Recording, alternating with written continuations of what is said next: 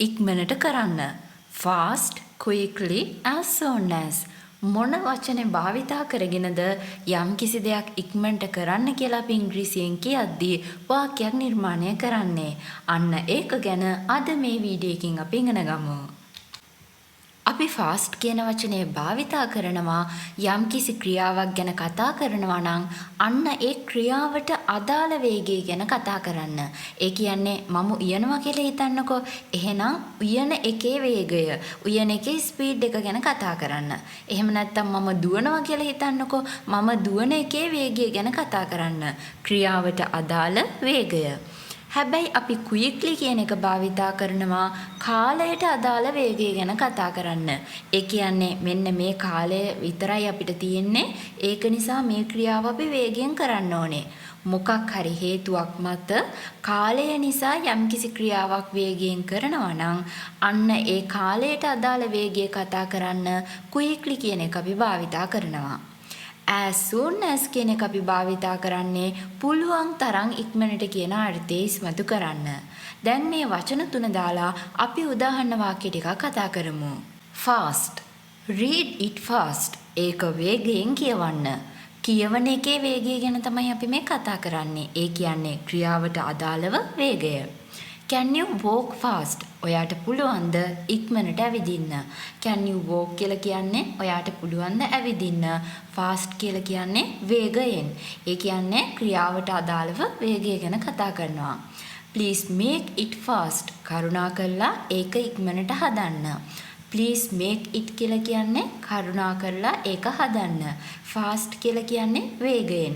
එහෙනම් මොකක් හරි දෙයක් වේගයෙන් හදන්න කියලානේ කියන්නේ. ක්‍රියාවට අදාළව වේගය ගැන කතා කරනවා. Why are you doing it so fast? ඇයි ඔයා ඒක ඉක්මනට කරන්නේ? කවුරු හරි කෙනෙක් වේගෙන් උයනවා කියලා හිතන්නකෝ. ඇයි ඔයා ඉක්මනට උයන්නේ කියලා අහනවා. එතකොට ක්‍රියාවට අදාළව තමයි වේගය කතා කරන්නේ. She can cook fast. ඇයට පුළුවන් ඉක්මනට උයන්න. ක්‍රියාවට අදාළව වේගය ගැන කතා කරනවා.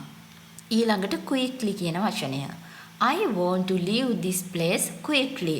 මට මේ ස්ථානයෙන් ඉක්මනට පිටත් වෙලා යන්න ඕනේ. එහෙම නැත්නම් මේ ස්ථානයෙන් ඉක්මනට පිට වෙන්න ඕනේ. දැන් මෙතනදී ක්‍රියාවට අදාළ වේගය ගැන නෙමෙයිනේ අපි කතා කරන්නේ.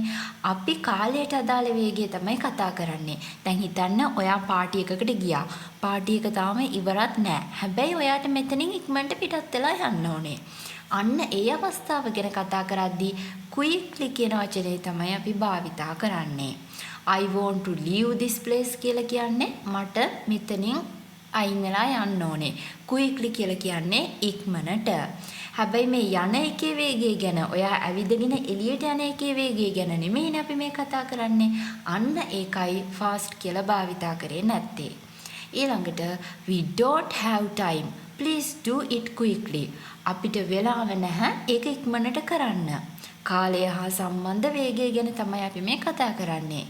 ඊළඟට she came here quickly when she got the news. ඇය ඉක්මනට මෙහි ආවා ඇයට නිවුස් එක ලැබුණ ගමන්ම. She came here. ඇය මෙහි ආවා quickly ඉක්මනින්. When she got ඇය ගත්ත විට the news එක. දැන් කාට හරි කාගේ හරි මරණයක් ගැන ආරංචියක් වෙනවා.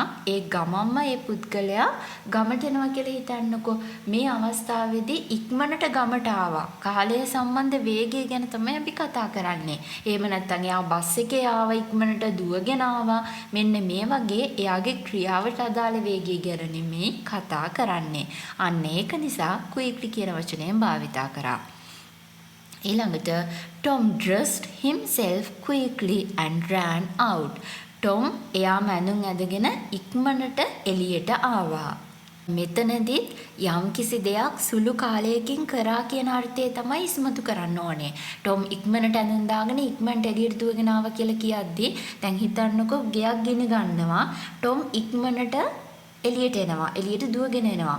මෙන්න මේ අවස්ථාවේදී එයා යම්කිසි ක්‍රියාවක් පොඩි කාල සීමාවක් ඇතුළත කරා කියන්න තමයි අපිට ඕනේ. එහෙම නැතුව එයා වේගයෙන් දුවගෙන ආවා වගේ දෙයක් නෙමෙයි. එයා වේගයෙන් දුවගෙන ආවා නම් අපි කතා කරන්නේ එයාගේ ක්‍රියාවට අදාළ වේගය. ඉක්මනින් දිව්වා කියන එක.